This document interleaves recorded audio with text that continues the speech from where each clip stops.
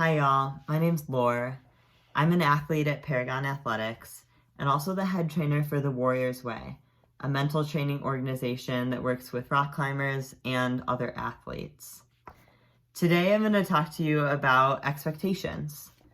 Expectations can be a really tough topic, and it's a really relevant topic right now because we've set a lot of expectations for ourselves as athletes and as humans that have changed in the last few months.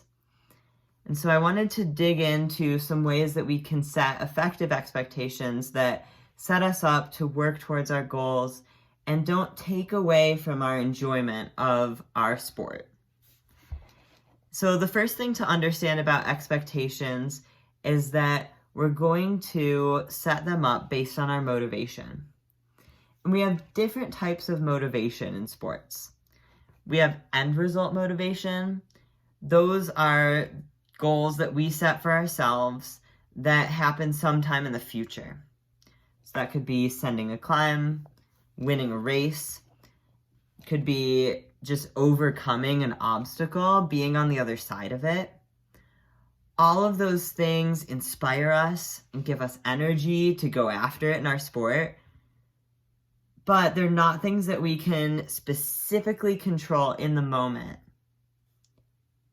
because they happen sometime other than now. We also have process motivation. That's motivation to be here with our attention in the moment on the task. And so process goals can be things like, I'm going to breathe the whole time. I'm going to keep a consistent pace. I'm going to look at what I'm doing the entire time that I'm climbing. All of those things are things that are actionable in the moment. We tend to value one type of motivation or the other, right? We either say, I'm going to be totally growth-oriented, I'm not going to think about the end result at all, or we're like super fixated on the end result. It's only about the time. To have longevity in our sport and to actually work the best towards these end results, we need to have a balance of both types of motivation. And so when I create an expectation, I'm creating an expectation that I'm going to exert effort in the process of working towards my inspiring goal.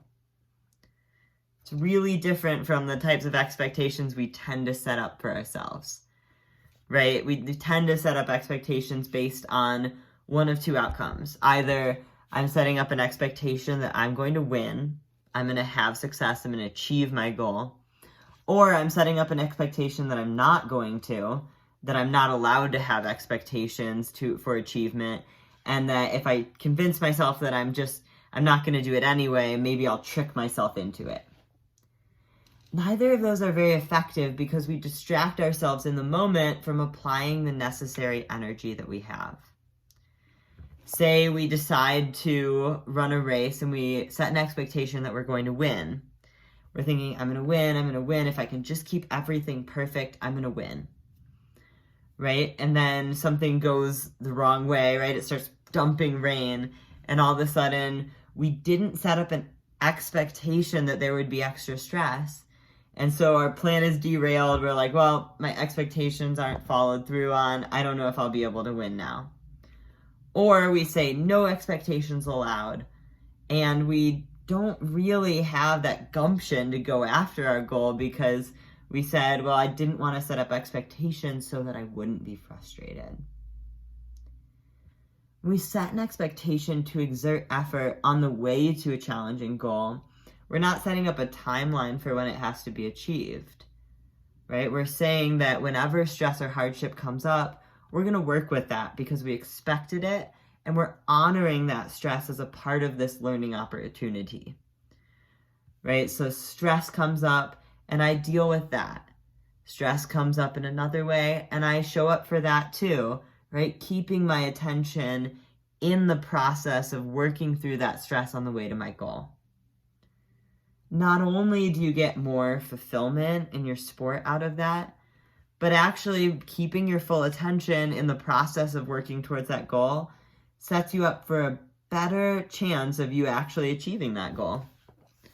So the way that we set expectations in our workouts, in our performance opportunities, and in our time in the rest of life, right outside of athletics, the way that we set expectations sets us up for the way that we apply our attention and the way that we interact with the world around us.